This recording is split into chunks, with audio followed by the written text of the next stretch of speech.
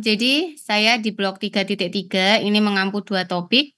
Yang pertama itu adalah topik obat, anti tiroid, kemudian yang kedua adalah, farmakologi dari obat untuk hiperlipidemi. Nah, yang topik pertama ini adalah farmakologi anti tiroid. Sebelum ke farmakologinya, kita bahas singkat terkait anatomi dan fisiologi dari, kelenjar tiroid, gitu ya, untuk nanti kita mempermudah dalam kita mempelajari, farmakologinya. Jadi, kelenjar tiroid ini merupakan bagian dari sistem endokrin. Dia berfungsi, untuk mensekresi hormon tiroid, kemudian tirosin dan juga kalsitonin, yang dia ini meregulasi proses-proses penting di dalam tubuh, termasuk proses metabolisme dan juga proses pertumbuhan. Kemudian secara anatomi dia letaknya setinggi vertebrae servikal kelima, dan kemudian secara histologi, eee, kelenjar tiroid ini tersusun atas sel-sel epitelial dengan karakteristik yang khusus, yaitu dia mampu mengabsorpsi iodin sebagai bahan untuk membentuk hormon, tiroid dan juga nantinya dia mensintesis hormon tiroid. Nah, kemudian, sel-sel epitel ini disebut sebagai, sel epitel folikuler tiroid. Nah, kemudian dia melingkupi koloid di sini. Koloid ini sebagai tempat untuk menyimpan cadangan hormon tiroid yang dia, di-packaging dalam suatu protein yang disebut sebagai tiroglobulin. Nah, ini adalah regulasi dari sintesis, hormon tiroid. Di sini melibatkan aksis antara hipotalamus, kemudian juga hipofisis anterior dan juga kelenjar tiroid. Jadi, dengan adanya rangsangan beberapa faktor ya seperti, irama sirkadian, kemudian juga kondisi misalnya, psikosis ataupun juga pada udara temperatur yang dingin, itu akan memicu hipotalamus untuk, mensekresi thyroid releasing hormone atau TRH. Kemudian TRH ini akan, menstimulasi dari hipofisis anterior ini untuk menghasilkan hormon TSH. Nah, kemudian hormon TSH ini nanti, akan menyebabkan, kelenjar tiroid itu mampu memicu absorpsi iodida. Nah, setelah nanti terjadi absorpsi iodida, maka nanti akan terbentuk proses, sintesis dari hormon tiroid itu yang nanti, melibatkan, proses oksidasi, kemudian setelah itu melibatkan proses coupling, kemudian nanti juga melibatkan proses proteolisis di situ, baru terus nantinya akan dirilis, ke darah, itu ya. Nah, kemudian, proses-proses ini juga dipengaruhi oleh kadar, iodid sendiri ya. Kalau dia kadarnya itu rendah di darah, maka itu akan memicu, kelenjar tiroid tadi, untuk menghasilkan, hormon tiroid, itu ya. Dan juga nanti berfungsi feedback negatif. Jadi jika hormon, tiroidnya itu di darah sudah tinggi, maka dia akan memberikan feedback negatif ke hipotalamus sehingga terjadi penekanan, produksi TRH dan juga nanti akan terjadi penekanan produksi TRH. Sehingga nanti, produksi dari hormon tiroid itu juga akan ditekan. Jadi ini fungsinya sebagai dijaga homeostasis gitu ya. Jadi memang ada proses feedback negatif di situ. Nah, eee, kemudian, ini juga adalah merupakan regulasi tadi, fungsi daripada hormon tiroid tadi ya. Jadi intinya tadi melibatkan aksis dari hipotalamus, kemudian juga hipofisis anterior dan juga kelenjar tiroid. Nah, kemudian nanti, hormon tiroid yang dihasilkan itu dia ada 2 jenis, yaitu ada, T4 dan juga T3. Nah, T4 itu dia cenderung inaktif, sedangkan yang aktif di perifer itu adalah T3 yang mampu berikatan dengan reseptornya, di jaringan-jaringan yang memang sensitif terhadap tiroid itu seperti, liver dan juga otot, itu adalah T3. Sehingga di perifer itu nanti akan terjadi konversi, T4 menjadi T3. Kemudian nanti dia akan mempengaruhi tadi target-target, jaringan yang sensitif terhadap, hormon tiroid tadi, sehingga nanti akan memiliki fungsi-fungsi fisiologis termasuk fungsi metabolisme dan juga memicu pertumbuhan dan lain-lain. Nah, ini adalah proses, biosintesis dan sekresi daripada hormon, tiroid. Nanti kenapa harus paham ini, karena nanti obat-obatan farmakologi dari, antitiroid itu bekerjanya di mekanisme ini gitu ya. Jadi yang pertama itu adalah proses uptake iodid, masuk ke dalam folikel sel. Jadi ini plasma ataupun darah, kemudian ini adalah sel folikel tiroid tadi, kemudian ini adalah, lumen dari folikel atau koloid tadi ya. Nah, ini pertama iodida itu akan, di-uptake, di situ dibantu oleh, Na plus iodida importer gitu ya. Nanti akan masuk ke dalam sel folikuler. Nah, kemudian di situ nanti akan dioksidasi oleh enzim tiroperoksidase. Nah, kemudian nanti setelah, iodid ini teroksidasi, dia akan berkonjugasi dengan, tirosin yang ada di tiroglobulin. Nah, kemudian setelah, dia, di situ berkonjugasi, kemudian di situ nanti akan, terbentuk MIT dan juga DIT, monoiodotirion dan juga diiodotirion. Nah, setelah itu nanti lanjut proses coupling, di mana, 2 DIT itu akan menjadi T4 atau tetraiodotironin, sedangkan yang 1 DIT ditambah 1 MIT itu akan menjadi T3 atau triiodotironin. Nah, kemudian nanti dia akan di-packaging dalam bentuk tiroglobulin tadi gitu ya, disimpan di koloid sebagai cadangan. Nah, kemudian nanti jika ada respon, stimulus untuk dia, agar tersekresi gitu ya, maka nanti akan terjadi, pinositosis begitu, kemudian nanti, di sel folikel ini akan terjadi proses, proteolisis oleh lisosom sehingga, T4 dan T3 itu akan dilepaskan dari tiroglobulin, dilepaskan ke dalam plasma, ke dalam darah. Nah, kemudian nanti, T4 itu akan diubah setelah sampai di perifer akan diubah menjadi T3. Nah, itulah T3 itulah yang nantinya akan berperan. Jadi, pada proses, sintesis dari, hormon tiroid itu melibatkan, 3 komponen utama atau 3 mekanisme utama ya. Yang pertama adalah uptake iodida tadi yang dibantu oleh, Na iodidase importer tadi, kemudian proses iodinasi dan juga coupling. Di sini ya dibantu oleh, enzim tirosin peroxidase tadi. Kemudian yang ketiga adalah proses endositosis dan juga proses, proteolisis oleh enzim lisosom tadi, nantinya dia akan disekresi gitu ya. Nah, kemudian ada beberapa obat yang nanti bisa digunakan untuk, menekan produksi ataupun juga sintesis dari hormon tiroid ini pada kondisi hipertiroid gitu ya. Yang pertama adalah, ion gitu ya.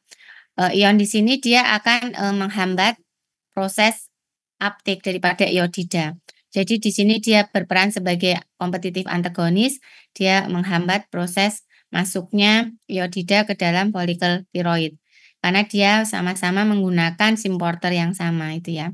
Nah, kemudian setelah itu juga ada thioamid dan juga iodida ini dia menghambat, kerja dari enzim peroksidase sehingga dia menghambat proses, oksidasi tadi dari iodida tadi, sehingga dia juga akan menghambat proses coupling di sini.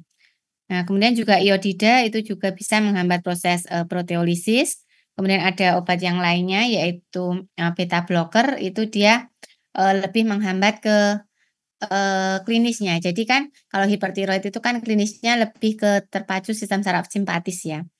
Sehingga beta blocker itu sebenarnya lebih ke menekan gejala-gejala saraf simpatis yang diakibatkan oleh hormon tiroid yang berlebihan tadi. Nah, namun ternyata beta blocker ini juga, memiliki peran lain yaitu dia menghambat konversi dari T4 menjadi, T3 di jaringan perifer. Itu juga thioamid juga sama dia yang propilthiouracil itu dia juga, selain menghambat proses oksidasi iodida di sini, dia juga menghambat proses konversi T4 menjadi T3. Sehingga nanti, lebih sedikit T3 yang aktif sehingga bisa, menekan, apa, menekan dari kadar si hormon tiroksin gitu ya. Nah, ini tadi biosintesisnya ya, gambar yang lainnya biar, mempermudah. Jadi intinya di sini tadi melibatkan proses uptake iodida, dibantu oleh transporter tadi ya, Na iodida tadi. Kemudian nanti setelah masuk ke dalam, folikel tiroid, nanti akan dioksidasi oleh, tiroid peroksidase, kemudian nanti piroperoksidase nanti akan menjadi iodin yang teroksidasi. Nah, kemudian ini akan, berkonjugasi dengan tirosin yang ada di tiroglobulin ya. Kemudian nanti akan membentuk MIT, DIT. Kemudian nanti dia akan kopling di situ, yang MIT dan DIT menjadi, T3, sedangkan yang 2 DIT dia akan menjadi T4. Nah, kemudian itu disimpan dalam koloid tadi, dan suatu saat mau dirilis dia akan mengalami proses proteolisis oleh lisosim tadi, kemudian akan dirilis ke darah, gitu ya. Nah, ini ya, jadi tadi sintesis hormon, tiroid tadi dia membutuhkan hormon tiroid tadi ada 2 ya, T3 sama T4. Kemudian pada saat membentuk, hormon tirosin tadi dia membutuhkan iodin sama membutuhkan tirosin yang ada di dalam protein tiroglobulin tadi. Kemudian tahapannya tadi sudah saya jelaskan. Yang pertama tadi iodida akan teruptake masuk ya, dengan bantuan, Na iodida-symporter. Kemudian setelah itu iodid ini akan dioksidasi oleh hormon tiroid peroksidase menjadi iodin. Kemudian nanti iodin akan bersatu dengan tirosin di dalam tiroglobulin gitu ya. Kemudian akan membentuk MIT, DIT, kemudian nanti lanjut ke arah kondensasi dan juga coupling tadi, gitu ya. Nah, kemudian iodida yang berlebihan itu malah juga dia akan menyebabkan feedback negatif. Sehingga, pada kondisi hipertiroid itu juga nanti bisa salah satu obatnya itu juga bisa memberikan iodida dalam, dosis yang tinggi, gitu ya. Nah, ini tadi ya, mekanisme aksi daripada hormon, tiroid tadi terutama yang, dalam bentuk aktif T3. Nah, itu kalau tadi awalnya T4 ya kebanyakan yang disekresi tadi, tapi di jaringan dia akan di-convert menjadi T3, kemudian dia akan berikatan dengan reseptornya di permukaan sel, sel ginjal dan juga sel hati tadi. Kemudian nanti di situ dia akan memicu transkripsi dari DNA yang ada di situ, kemudian nanti dia akan memicu, sintesis protein-protein yang berperan pada proses pertumbuhan, kemudian berperan pada proses basal metabolisme rate gitu ya, berperan pada proses metabolisme dan juga pada, kardiovaskuler terutama yang, eee, sistem saraf simpatis tadi ya, sehingga menimbulkan gejala-gejala yang nanti seperti takikardi, palpitasi, seperti itu. Nah, makanya kenapa kok pada orang yang hipertiroid itu juga bisa diberikan beta blocker, gitu ya. Nah, ini tadi sudah saya sampaikan bahwa, T4 itu dia sebagian besar tidak aktif, yang aktif adalah T3. Nah, dia aktif dan berefek jika T3 itu telah bertemu dengan reseptornya, sehingga dia akan mempengaruhi proses tadi, transkripsi DNA dari gen-gen, yang memang berperan penting pada, proses-proses, pertumbuhan, metabolisme dan juga, basal metabolism rate dan juga sistem syaraf tadi, ya. Nah, kemudian itu tadi adalah, anatomi, fisiologi, dan juga proses yang normal pada, kelenjar tiroid dan juga proses sintesis hormon tiroid. Nah, kemudian, proses itu bisa suatu saat mengalami suatu gangguan gitu ya, mengalami suatu abnormalitas, eee, oleh karena berbagai faktor, nah itu memicu penyakit tiroid. Nah, penyakit tiroid itu ada 2 jenis, hipertiroidism dan hipotiroidism gitu ya. Nah, kalau, terlalu banyak sekresinya, maka menyebabkan terjadinya hipertiroidism. Nah, sebaliknya jika itu, produksi hormon tiroid itu di bawah normal, maka itu memicu hipotiroidism. Nah, gejala-gejalanya kalau yang hipertiroidism itu dia terjadi peningkatan kecepatan metabolisme, kemudian dia lebih mudah merasa kepanasan, kemudian dia lebih mudah berkeringat, kemudian dia juga, berat badannya turun drastis gitu ya, kemudian bola matanya menonjol atau disebut sebagai eksoptalmus kayak gitu, kemudian tangannya tremor gitu ya. Nah, itu adalah gejala-gejala hipertiroidisme dan kadang itu menyebabkan terjadinya infertilitas, gitu ya, infertilitas sekunder kayak gitu. Itu adalah gejala-gejala hipertiroidisme, gambarannya seperti ini ya. Nah, kemudian kalau yang hipotiroidisme itu sebaliknya.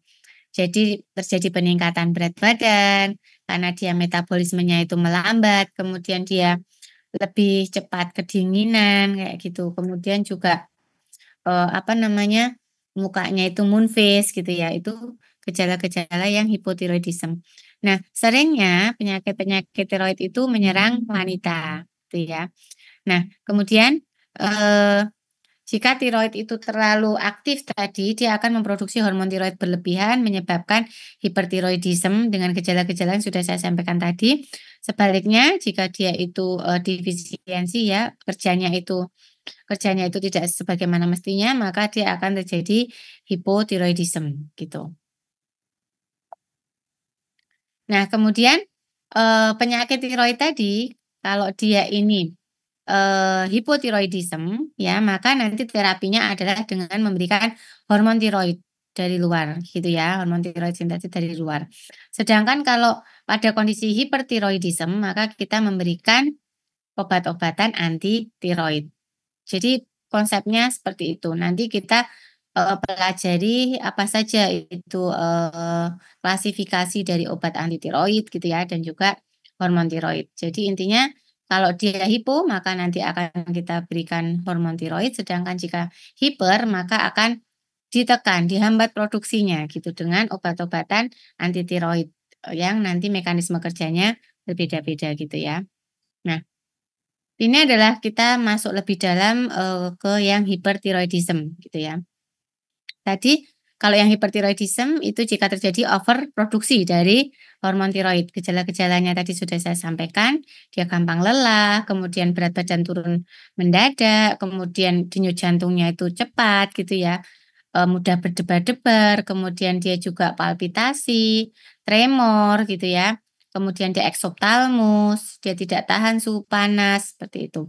Nah, biasanya hipertiroidisme ini disebabkan oleh berbagai macam hal gitu ya, penyakit, biasanya bisa karena Graves' disease.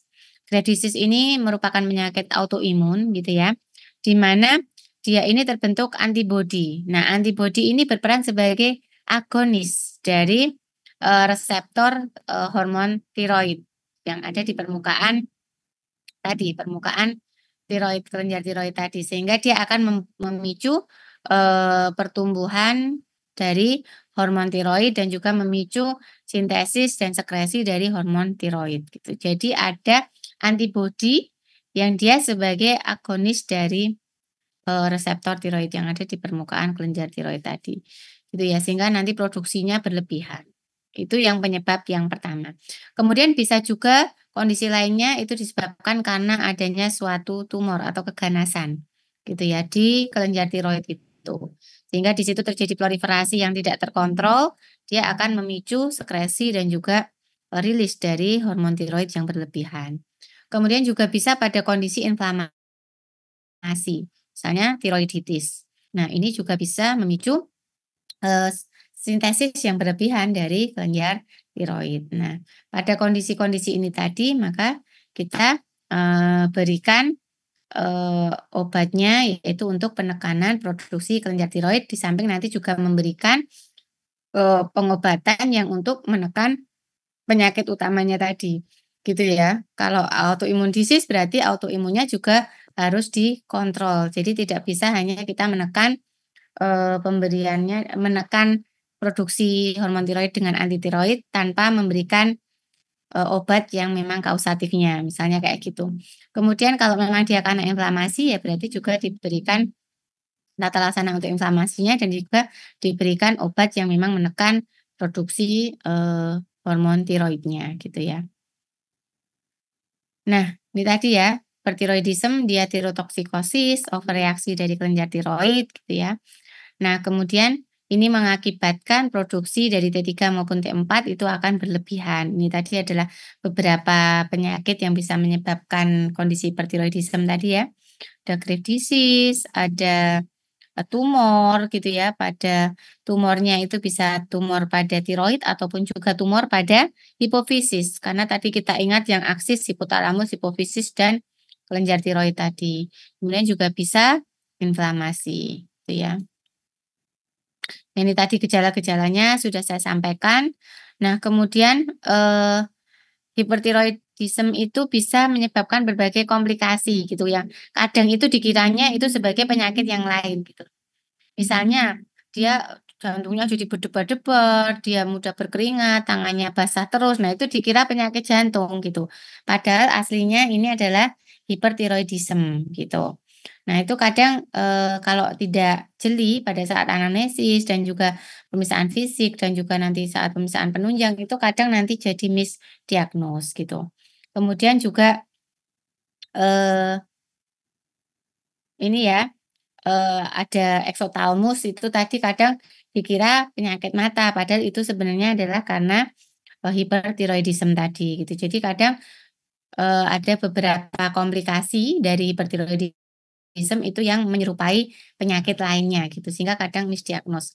Kadang juga yang infertilitas itu, pasang suami istri kok nggak punya anak gitu ya, lama gitu ya, ternyata dikiranya, mandul atau ada gangguan di reproduksinya gitu ya.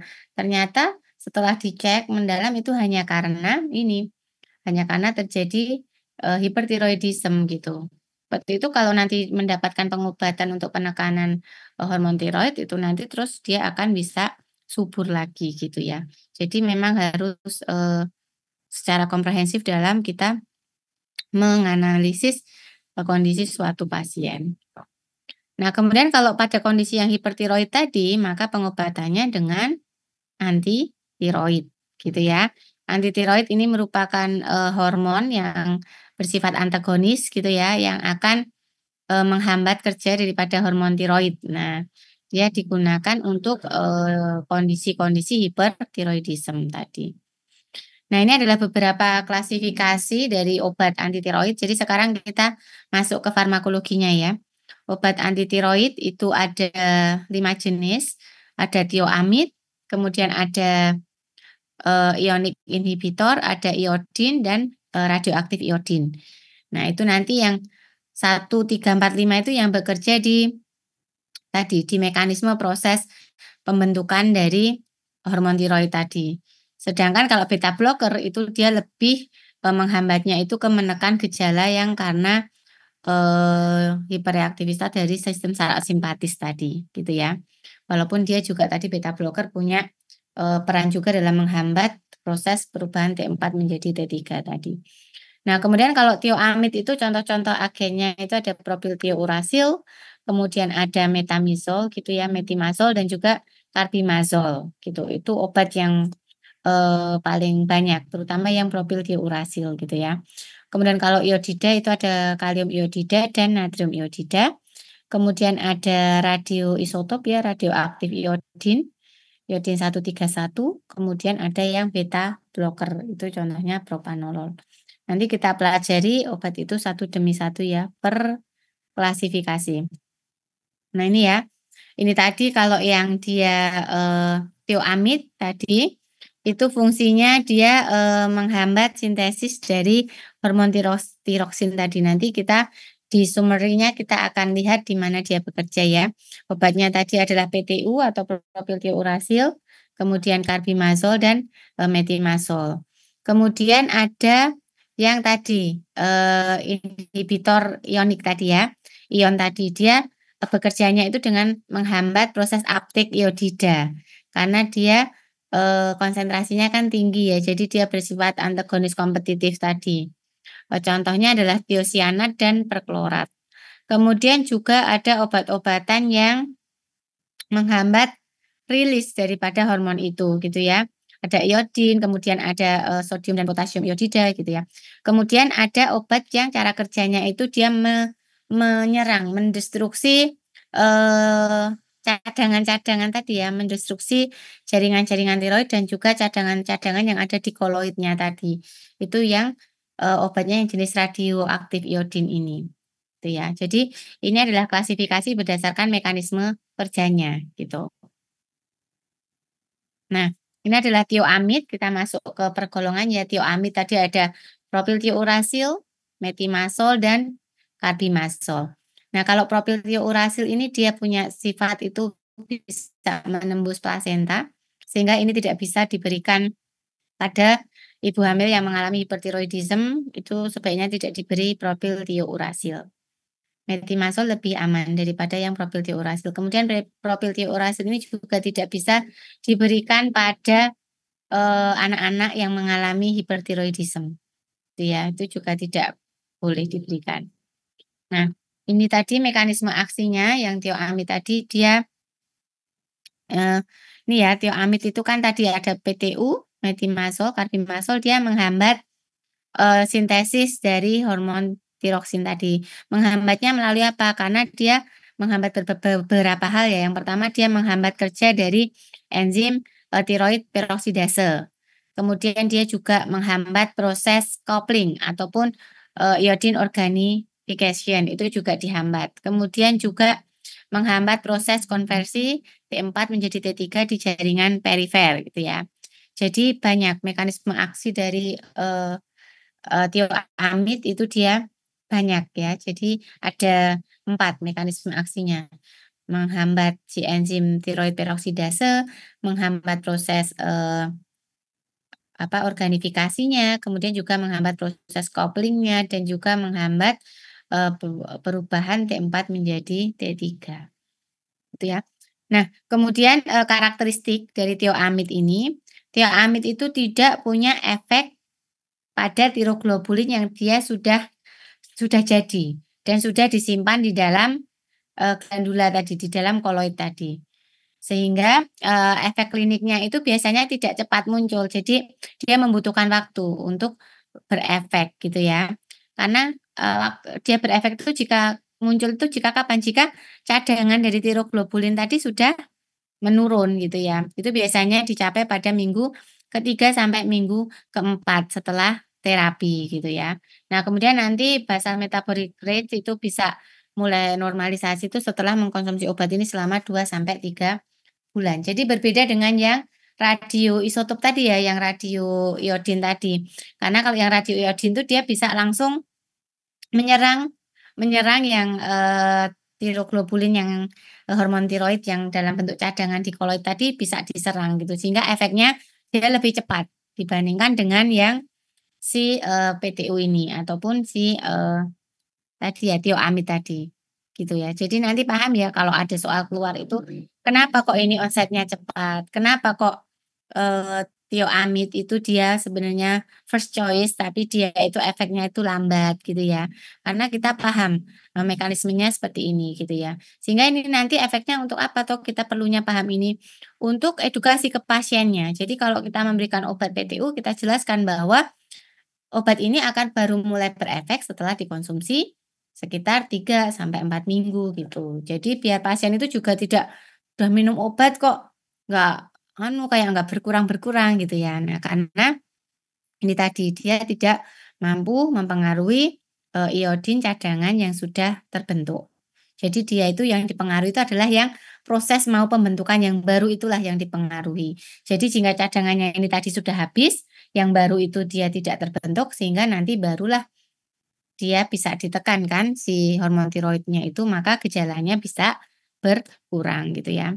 Nah tapi, dia efek sampingnya jika digunakan dalam jangka waktu yang lama itu bisa memicu hiperplasi tiroid. Kira-kira kenapa? Kalau dia digunakan dalam jangka waktu panjang kok, malah terjadi hiperplasi tiroid? Ada yang bisa berpendapat? Kira-kira kenapa?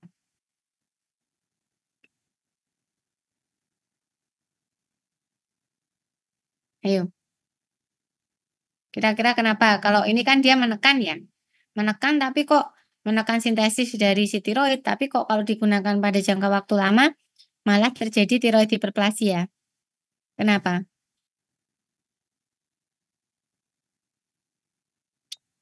Ini berapa orang ini tadi? 160-an ya?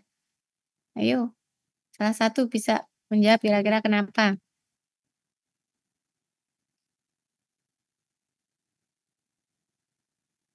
Yo, ini sudah balik off cam semua ya? Saya jadi ngomong kayak ngomong sendiri di depan laptop kalau kayak gini. Yo, gimana?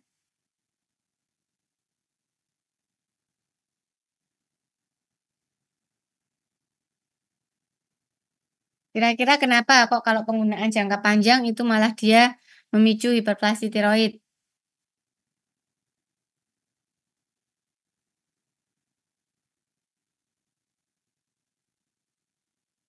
Ayo, kalau nggak ada yang menjawab saya juga nggak lanjut loh ya. Kira-kira kenapa?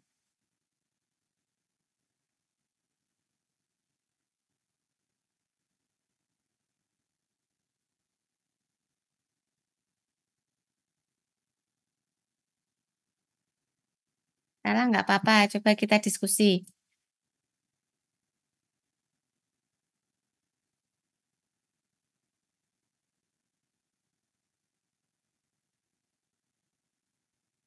Ini masih ada orangnya nggak toh? Halo? Izin menjawab mungkin Ya, dokter. siapa? Tak catat namanya Mbak. Saya Sabrina, NIM G0374. Sabrina G00231174. Iya, Ya, em, gimana? mungkin kan tadi hormon tiroidnya udah ditekan sama Heeh. tioamitnya. Jadinya T3 sama T4 tuh bakalan rendah di darah. Sehingga kalau misalkan ada feedback negatif ke TSH, berarti dia tuh kayak micu peningkatan untuk produksi TSH gitu. Terus produksi TSH ini tuh bisa nyebabin hiperplasia dari sel-sel folikelnya tiroid. Mungkin gitu dokter. Ya, betul sekali ya. Heeh, pintar. Jadi dia tadi ya karena dia ditekan oleh pemberian obat itu, hormon tiroidnya dia ditekan kan berarti kadarnya di darah rendah. Karena kadar di darah itu rendah kan, lama-lama dia akan memberikan respon kan, memicu si hipotalamus tadi merilis TRH, kemudian juga, hipofisis anterior merilis TSH. Nah, ini akan memicu si, folikel tiroid itu untuk bekerja lebih lagi untuk mengkompensasi itu, untuk memproduksi hormon tiroid, sehingga lama-lama dia akan mengalami hiperplasia selnya gitu ya. Ya, jadi paham ya kenapa bisa begini. Nah, kemudian, eee, tadi tioamid tadi kan ada beberapa. Nah, kalau yang metimazol itu dia lebih kuat, dibandingkan dengan yang propil tiouracil gitu ya. Nah, kemudian ini, kalau dilihat dari farmakokinetiknya, carbimazole ini dia lebih panjang 6 sampai 15 jam, itu waktu paruhnya gitu ya. Sedangkan kalau yang propil tiouracil itu 75 menit. Sehingga, dia lebih pemberiannya kalau carbimazole itu dia frekuensinya lebih jarang dibandingkan dengan yang propil tiouracil gitu ya. Nah, nih, sebagian besar dia akan, melintasi plasenta gitu ya dan juga air susu ibu tadi, sehingga dia tidak bisa diberikan pada kondisi ibu hamil maupun juga pada ibu yang menyusui yang mengalami hipertiroid, gitu ya. Jadi memang agak susah kalau ibu hamil terus dia menderita hipertiroid itu banyak obat yang tidak boleh diberikan gitu ya, di sisi lain padahal dia hipertiroid gitu. Nah, ini adalah, penggunaan kliniknya ya yang, tioamid tadi. Di sini untuk, hipertiroid yang sedang, kemudian juga untuk, sebelum operasi dari kelenjar tiroid. Biasanya diberikan obat untuk menekan produksi hormon tiroid dulu gitu ya, dan juga pada kondisi di mana pemberian, radioiodid itu tidak diperkenankan. Tuh ya, itu juga bisa diberikan yang tioamid gitu. Kemudian tadi untuk persiapan operasi tadi ataupun juga untuk pada kondisi krisis tiroid tadi. Kemudian ini beberapa, efek sampingnya terutama untuk penggunaan jangka panjang tadi ya, dia bisa menyebabkan hiperplasia tiroid, mekanismenya tadi sudah dijelaskan oleh Mbak Sabrina tadi ya. Kemudian bisa menyebabkan, rash, makulopapuler gitu ya.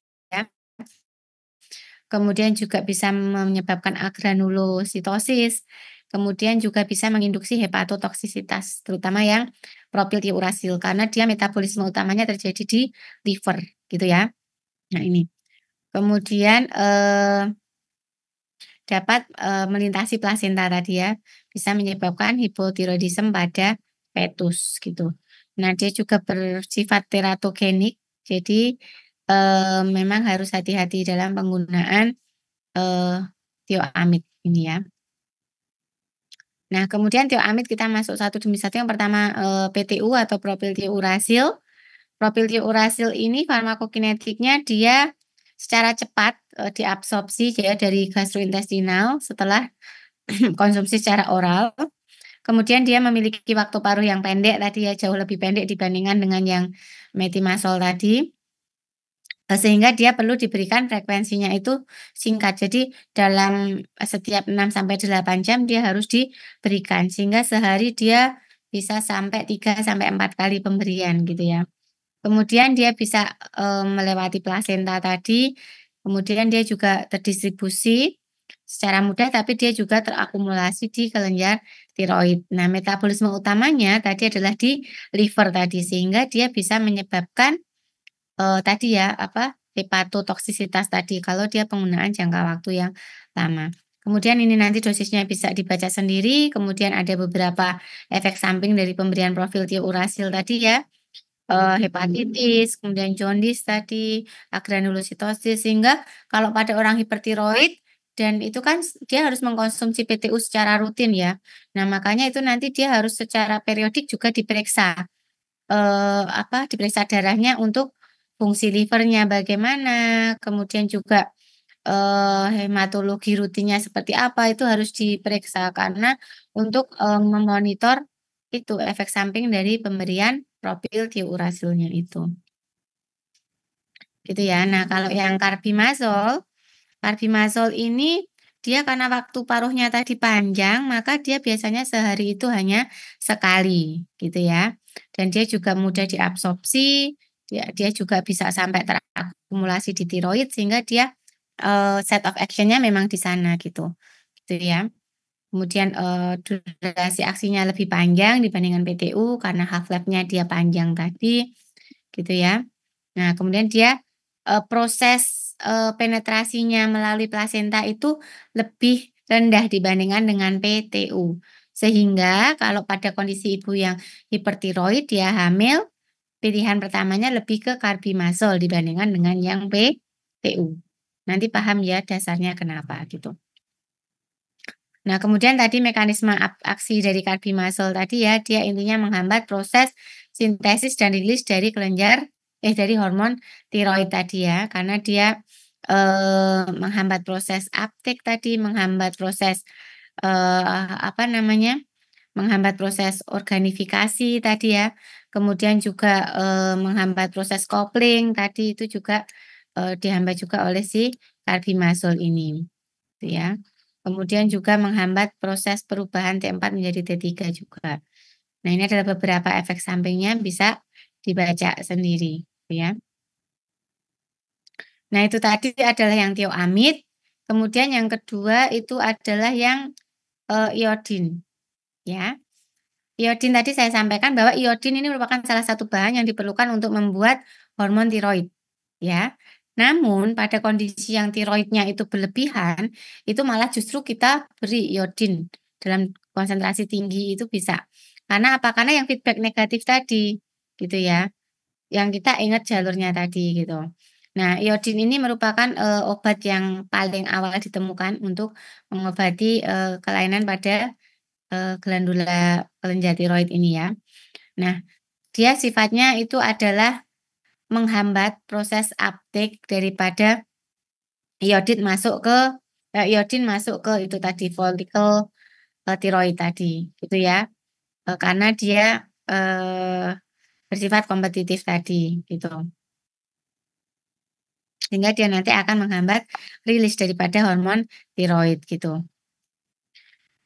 Ya, kemudian ini adalah, farmakologinya gitu ya, di mana, dia biasanya diberikan pada dosis yang tinggi gitu, dia akan menghambat proses, organifikasi dari iodida dan juga menghambat rilis daripada hormon tiroid, gitu ya. Nah, kenapa pada konsentrasi yang tinggi iodida itu bisa menghambat rilis daripada hormon tiroid? Karena dia, berperan dalam menghambat, proses proteolisis dari tiroglobulin. Tadi kan hormon tiroid tadi kan dia di-packaging dalam protein tiroglobulin kan, sehingga dia rilisnya tadi membutuhkan proteolisis tadi. Nah, si iodida dalam konsentrasi tinggi itu dia menghambat proses ini, gitu ya. Karena apa? Karena itu tadi respon kan ya, dirasa di situ itu, oh iodinnya udah ada. Jadi tidak perlu memecah dari cadangan yang ada di tiroglobulin itu, gitu. Makanya diberikan salah satu terapinya bisa dengan iodida dosis tinggi, gitu ya.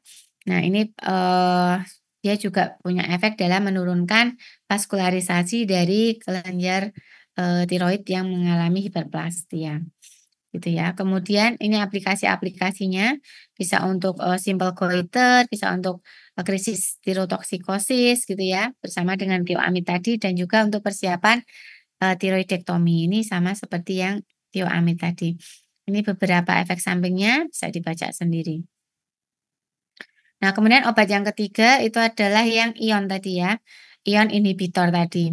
Nah, ini ion inhibitor itu bekerja dengan menghambat proses uptake, ya, menghambat proses uptake dari iodida, gitu ya, sehingga dia akan mempengaruhi konsentrasi iodida di dalam kelenjar tiroid, gitu. Nah, contoh-contoh yang ionic inhibitor ini ada tiosianat tadi, perklorat gitu ya. Nah, kalau yang perklorat ini dia aktivitasnya 10 kali lebih poten dibandingkan dengan tiosianat. Ya, nah kemudian yang keempat itu adalah yang radioaktif iodida. Nah, kalau di Amerika yang radioaktif iodida ini yang paling sering digunakan. Terutama yang satu saya minum dulu ya. Terutama yang 131. Gitu ya. Karena dia apa? Karena dia nanti akan mudah di-uptake. Setelah di-uptake, dia akan mampu langsung menyerang tiroglobulin yang cadangan yang ada di koloid tadi. Itu ya. Jadi dia terutama yang beta-ray-nya. Jadi yang sinar betanya dia akan akan apa namanya? Akan merusak, mendestroy dari si folikel tiroid itu. Gitu ya. Sehingga dia akan mendeplesi cadangannya dengan cepat gitu. Itu ya. Jadi dia akan cepat diabsorpsi oleh tiroid tadi. Kemudian 99% komponennya itu adalah yang sinar beta tadi ya. Kemudian setelah dia diabsorpsi, maka dia akan masuk ke dalam koloid tadi, kemudian dia akan merusak parenkim sel-sel di glandula tiroid tadi dan juga akan menyerang cadangan dari tiroid tadi. Nah, tapi dia memiliki efek samping ya karena kan radioaktif ya sehingga dia sebenarnya juga karsinogenik sebenarnya. Kemudian dia juga akan memicu hipotiroidisme pada 80% dari pasien.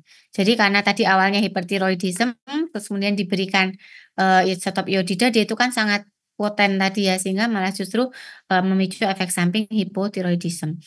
Kemudian ini kontraindikasi pada hipertiroidisme dengan pregnancy, gitu ya, karena dia kan teratogenik ya, dan dia juga bisa melewati, plasenta dan juga melewati, air susu ibu.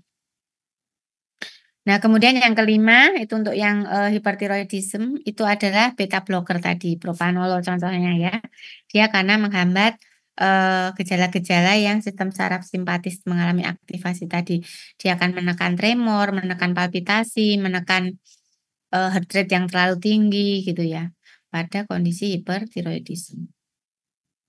Nah, ini mungkin, summary-nya ya dari obat-obatan tadi, berbagai klasifikasi obat untuk, hipertiroidisme tadi.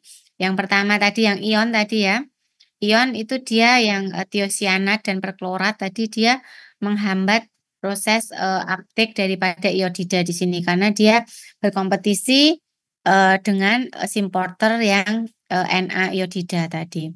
Kemudian, tioamid dan iodida itu dia menghambat, enzim, tiroid peroksidase tadi ya, sehingga dia akan menghambat proses, iodinasi dari, eee, iodin ini. Kemudian dia juga akan menghambat proses coupling tadi ya.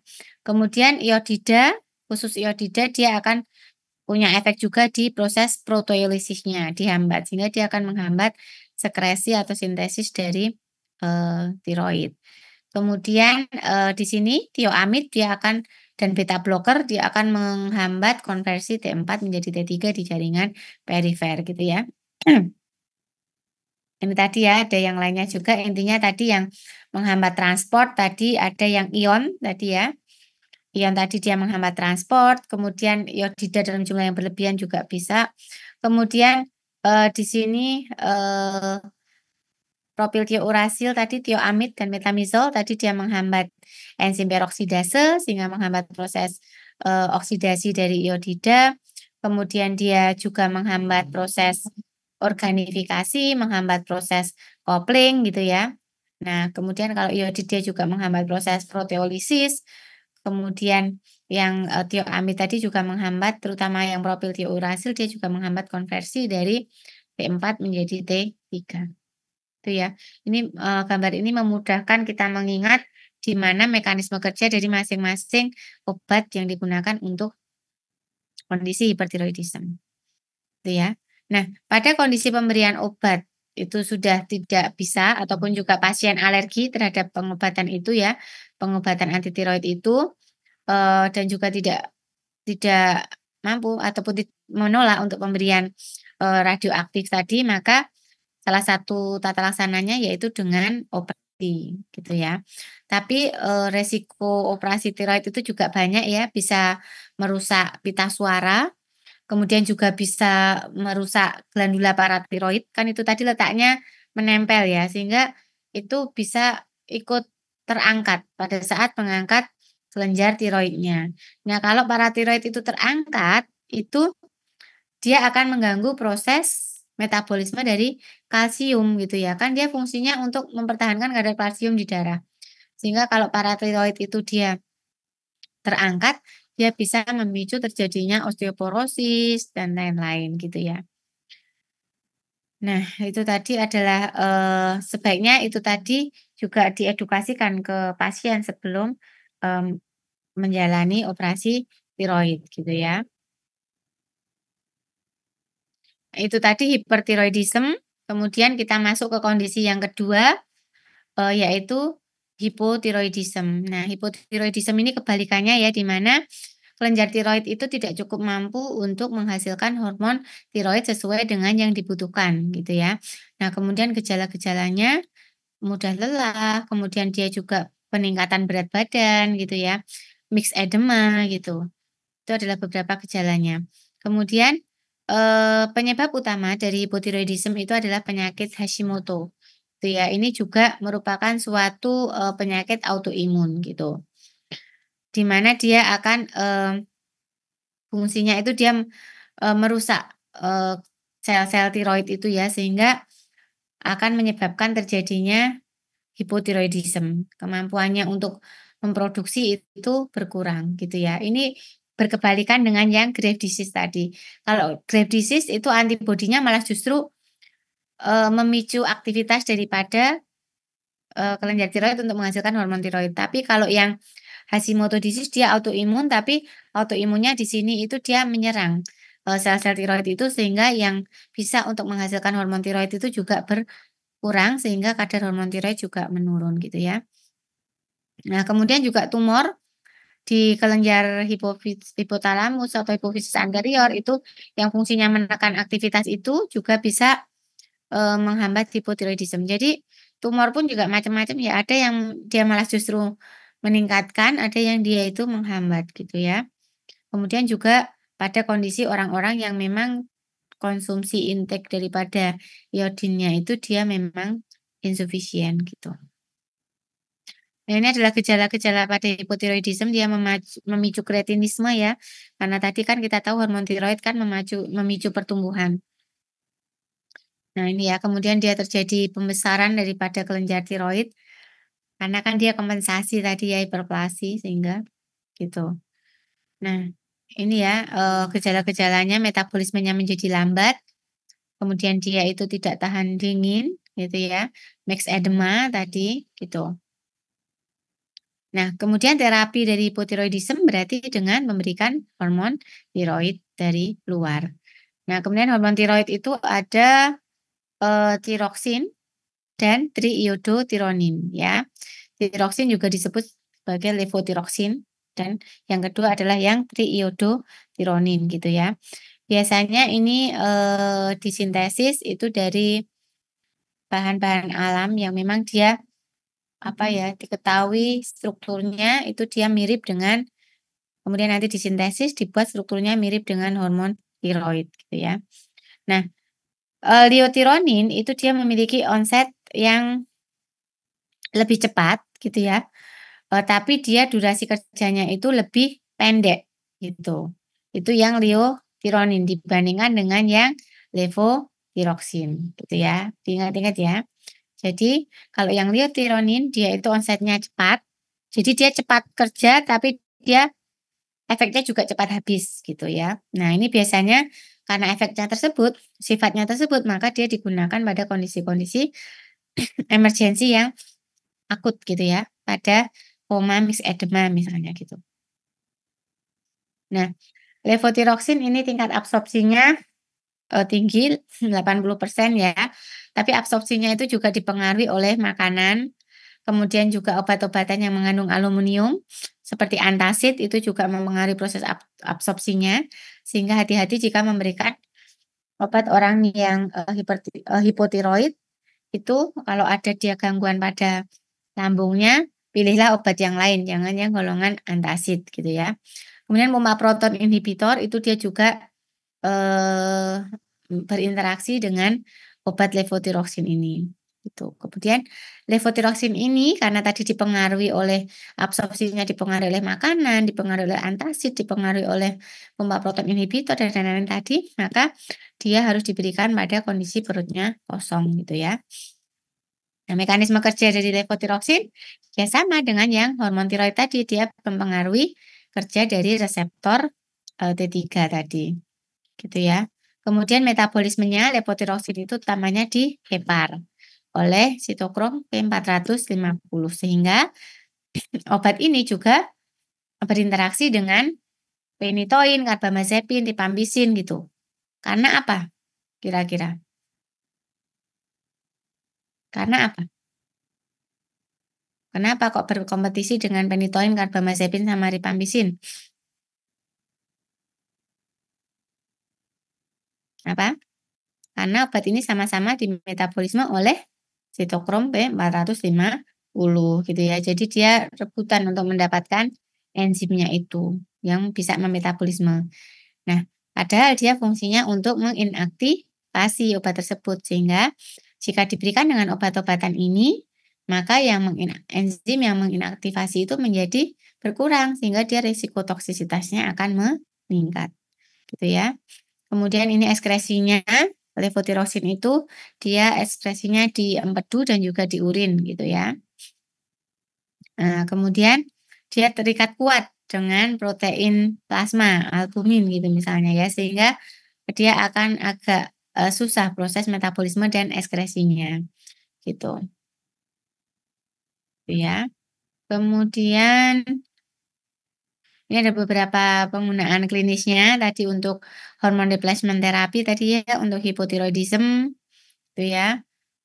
Terutama pada kondisi-kondisi yang, tadi ya, pos pembedahan tadi ataupun karena awalnya hipertiroid berikan radioiodin, dia jadi hipotiroid gitu ya, maka dia perlu diberikan yang levotiroksin tadi, gitu ya.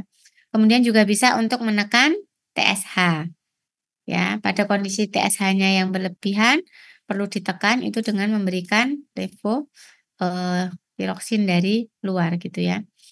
Bisa untuk mixed eczema, bisa untuk kretinisme. Ini adalah beberapa efek sampingnya ya, nanti bisa, dibaca sendiri. Nah, ini adalah beberapa obat-obatan yang berpotensi untuk interaksi dengan, pengobatan penyakit tiroid tadi ya. Nah, ada obat yang mengurangi, produksi hormon tiroid ya, ada yang litium, ada yang iodin tadi, kemudian ada obat-obat yang menghambat absorpsi dari hormon tiroid ya. Tadi terutama yang pompa proton inhibitor, kemudian yang mengandung aluminium tadi ya. Kemudian sukralfat ini ternyata dia juga menghambat absorpsinya. Makanya kalau memberikan hormon tiroid itu bisa pada kondisi perutnya kosong tadi. Kemudian tadi ada obat-obat yang meningkatkan metabolisme tadi ya. Nanti dibaca ada yang meningkatkan malah justru ada yang menghambat gitu ya. Karena kalau yang meningkatkan metabolismenya itu dia akan obatnya itu akan cepat hilang gitu sehingga menurunkan efeknya gitu. Tapi kalau yang dia menghambat proses metabolismenya, terutama yang dia proses metabolismenya itu untuk inaktivasi ya, untuk mengubahnya menjadi bentuk inaktif sehingga mudah diekskresi. Nah, itu bisa menyebabkan meningkatnya toksisitas dari obat tersebut gitu ya. Nah, kemudian juga ada obat-obat yang mengganggu proses ikatan hormon tiroid dengan protein plasma tadi. Itu misalnya furosemid dan asam mefenamat ini ya. Ini ternyata dia mengganggu proses ikatan antara si hormon tiroid dengan protein plasma sehingga dia bisa mengganggu proses distribusi dari pemberian hormon tiroid. Sehingga hal-hal inilah yang harus kita perhatikan pada saat memberikan obat hormon tiroid pada pasien. Apakah dia mendapatkan pengobatan yang lainnya? Nah, kemudian kalau mendapatkan pengobatan yang lainnya, apakah itu dia ada kemungkinan untuk berinteraksi gitu.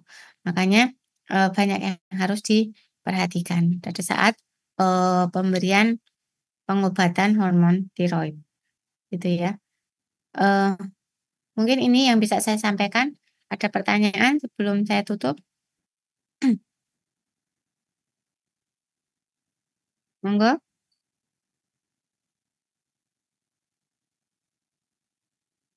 Relatif relatif lebih sederhana karena intinya di sini kalau dia pada kondisi hiper, maka kita berikan anti tiroidnya. Tapi kalau dia pada kondisi hipo, maka kita berikan hormon tiroid sintesis dari luar. Gitu. Ada pertanyaan sampai sini?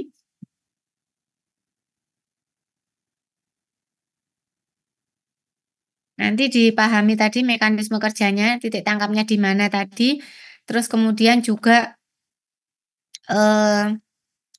farmakokinetik dan farmakodinamiknya tadi ya. Mohon nanti dipelajari, tapi kalau dosis saya tidak akan tanya ke dosis, saya tanyanya biasanya di mekanisme kerjanya, kemudian rasionalisasi kenapa saya berikan kasus, kenapa memilihnya terapi yang ini, gitu-gitu.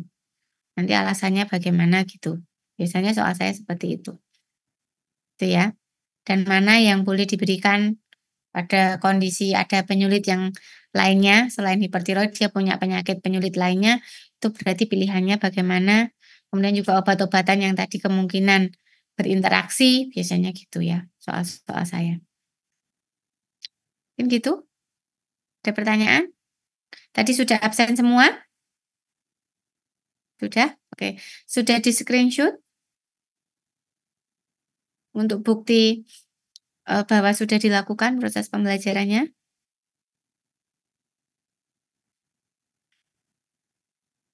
Sudah ada. Ini ada 6 layar ya. Monggo di screenshot sendiri. Oke. Nggak ada pertanyaan ya? Oke, kalau nggak ada pertanyaan, mungkin bisa saya akhiri. Semoga bermanfaat ya. Kurang lebihnya mohon maaf. Assalamualaikum warahmatullahi wabarakatuh. Waalaikumsalam warahmatullahi wabarakatuh.